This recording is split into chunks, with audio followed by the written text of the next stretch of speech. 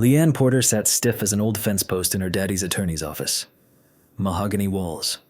Leather chairs that cost more than her monthly mortgage. The family, what was left of it after Daddy's passing, gathered like vultures circling a fallen calf. And there was Cousin Wesley.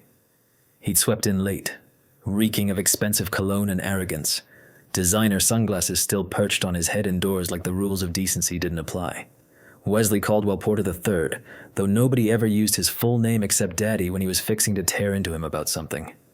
"Sorry about your loss," he drawled in Leanne's direction. Not sorry at all.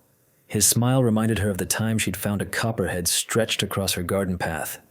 Beautiful, deadly, and wholly unconcerned with the harm it might cause. Leanne's fingers traced the worn edge of her daddy's old pocket watch. Hadn't left her possession since the nurses had handed her the plastic hospital bag containing his personal effects.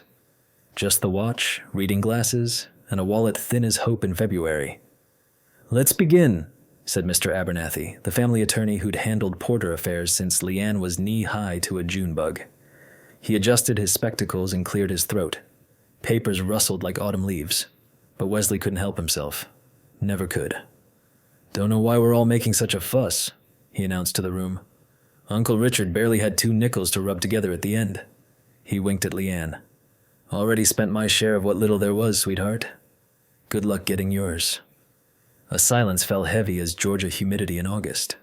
Mr. Abernathy's eyebrows lifted slightly above his wire-framed glasses. That was all just a 1/4 inch of movement, but Leanne had known him long enough to recognize the quiet storm brewing behind that professional facade. "Perhaps," the lawyer said, "we should proceed with the reading." Wesley sprawled in his chair, legs stretched out, cutting a glance toward Leanne's younger sister Beth Ann, who clutched a tissue like it might fly away if she loosened her grip. Their cousin Marlene sat ramrod straight beside her husband, eyes red-rimmed but dry. The lawyer began reading, his voice a gentle rumble that reminded Leanne of her daddy's bedtime stories. Legal jargon washed over them provisions and hereafters and aforementions, while memories flickered through Leanne's mind like lightning bugs on a summer evening. Daddy teaching her to drive in the old pickup, his patient hands guiding hers on the wheel.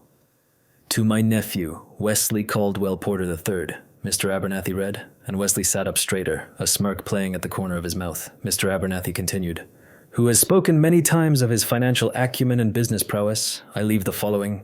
The lawyer reached into his desk drawer and withdrew a thin white envelope. Wesley's smile widened like a cat that found the cream. "Already spent it, like I said," Wesley announced, examining his manicured nails. "Uncle Richard gave me an advance last year, said I was the only one with the brains to invest it proper." Yet the lawyer just smiled the kind of smile that made Leanne's stomach drop like she'd missed a step on the stairs in the dark. "I believe," Mr. Abernathy said, sliding the envelope across his polished desk, "you'll want to read this yourself." Wesley snatched the envelope, tore it open with the casual disregard of someone who'd never had to carefully steam an envelope to reuse it. Leanne watched his face, that handsome face that had charmed teachers into raising grades and girlfriends into emptying bank accounts. And she watched it change. First came confusion, eyebrows drawing together like thunderclouds. Then disbelief, eyes widening, pupils shrinking to pinpoints. Finally, horror mouth slackening, color draining faster than water through a broken dam. This can't be right," Wesley whispered, hands beginning to tremble. The paper rattled like cottonwood leaves in a storm. "What is it?"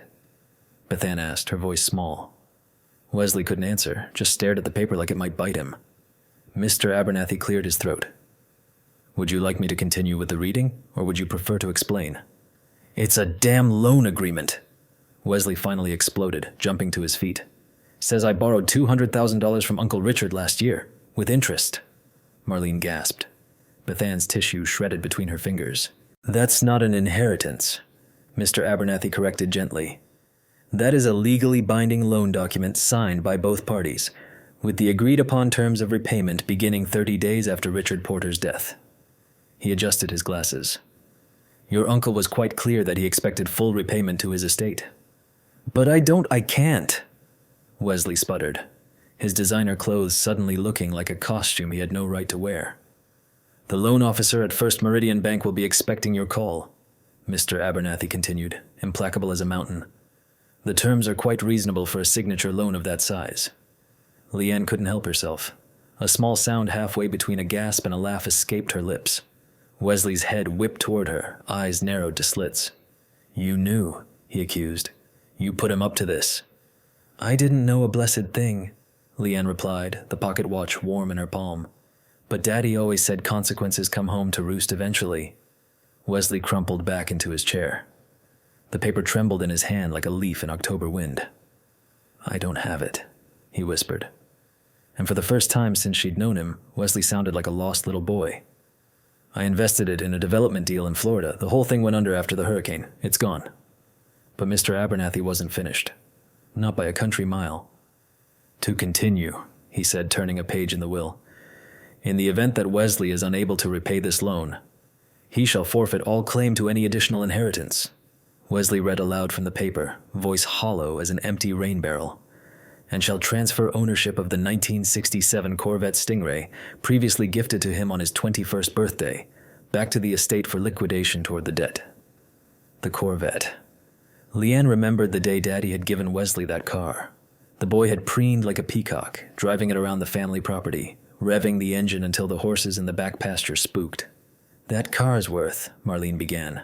"Nowhere near 200,000, Wesley interrupted. "Plus interest."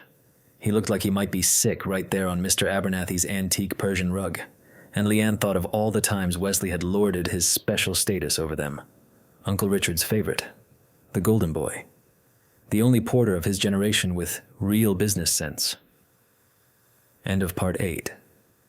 Mr. Abernathy shuffled his papers.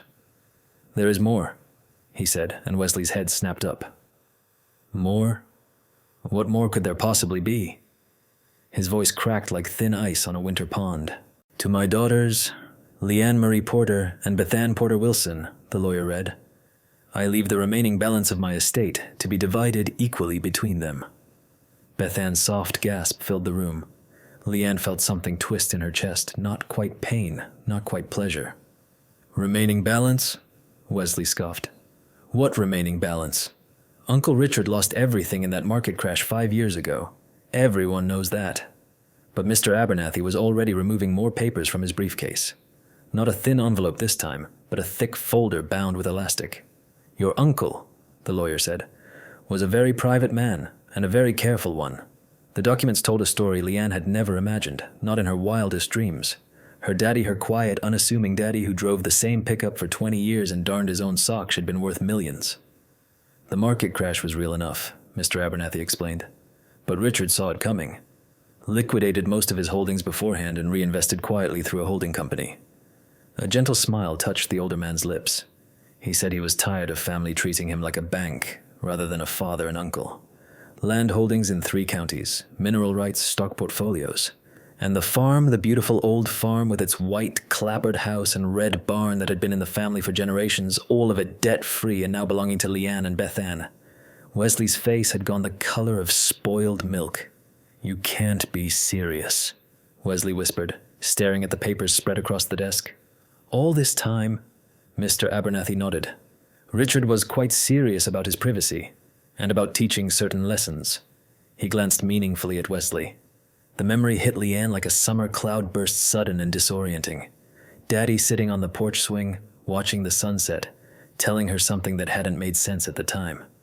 "Sometimes the best gift you can give folks is letting them think you don't have anything to give," he'd said, rocking gently. "Shows you real quick who loves you for you and who's just waiting for you to die so they can count your money." She'd laughed then, told him he was being morbid. Now the words echoed in her head like church bells. "There's a stipulation," Mr. Abernathy continued, and now he was looking directly at Leanne and Bethann. "Your father wanted the family property kept intact for at least 10 years. After that, you're free to do with it what you wish." Bethann was crying openly now, silent tears tracking down her cheeks. Her husband squeezed her hand. "He also indicated," the lawyer said, turning another page, "that he would be pleased if the funds from Wesley's loan repayment were used to establish a scholarship fund at the local community college. And that small detail was so perfectly, unmistakably Daddy that Leanne felt her own tears threatening. He'd never gone to college himself, always said education was the one thing nobody could repossess when times got hard. Wesley made a strangled sound. "This is a joke. A sick joke." But Leanne knew it wasn't. This elaborate plan had her daddy written all over it. Patient, methodical, teaching life lessons right up to and beyond the grave. Did he suffer? Wesley asked suddenly, the question hanging in the air like wood smoke. At the end, I mean. The room went still as a pond at midnight. You would know, Leanne said quietly, if you'd visited him, even once. But Wesley hadn't. Too busy with his real estate deals and his investment schemes. Too important to sit beside a dying man's hospital bed. Too sophisticated for the honest grief of goodbye. Marlene cleared her throat. What about me? She asked. Uncle Richard was my daddy's brother too. Mr. Abernathy consulted his papers again. To my niece Marlene, who visited without fail during my illness. Wesley flinched as if slapped. I leave my collection of first edition Southern literature, which she admired so often, along with $50,000 to establish her long-dreamed-of rare bookshop. Marlene made a sound like a wounded animal, pressing her hands to her mouth. Her husband wrapped an arm around her shoulders. He remembered, she whispered through her fingers. All those times I talked about opening a bookstore someday. I thought he was just being polite, letting me ramble on.